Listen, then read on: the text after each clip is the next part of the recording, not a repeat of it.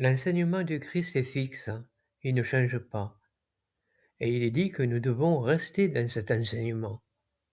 2 Jean 9 nous dit « Toute personne qui ne reste pas dans l'enseignement du Christ et va au-delà n'est pas en union avec Dieu.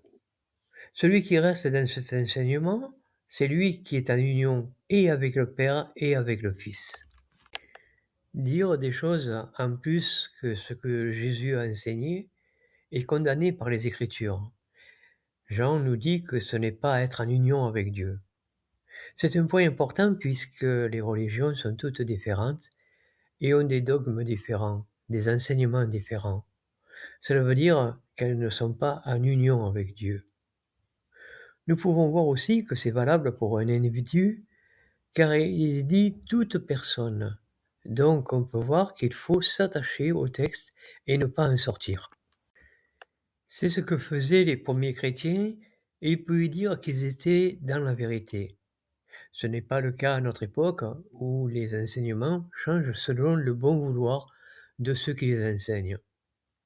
Ici, il est parlé de l'enseignement du Christ, mais d'autres comprennent, en lisant ce texte, l'enseignement de leur religion. C'est une façon dangereuse de lire ce texte, car si l'enseignement de leur religion n'est pas conforme à celui de Jésus, ils tombent sous cette condamnation de 2 Jean 9, si bien souvent ils s'en rendent pas compte. Une étude profonde personnelle nous permet de ne pas tomber dans ce piège. Quand nous étudions les paroles de Jésus dans la Bible, nous les comprenons. Nous comprenons aussi que si nous répétons l'enseignement de notre religion, nous ne faisons pas attention à ce qui est vrai ou faux, si bien que nous induisons les autres en erreur, ce qui équivaut à changer la parole de Dieu.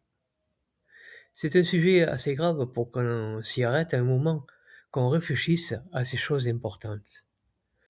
Puisque Jésus a dit « Beaucoup seront égarés », il fait allusion à ce que les religions enseignent.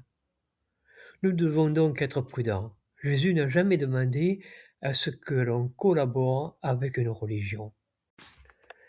Le culte qui est demandé à notre époque, c'est l'amour. Aimer Dieu et son prochain. D'autres textes nous disent que Dieu est un esprit et qu'on doit l'adorer avec l'esprit et la vérité. En étudiant la Bible tout seul, nous avons le nécessaire pour comprendre ce qui est dit, et le nécessaire pour faire ce que Jésus nous dit.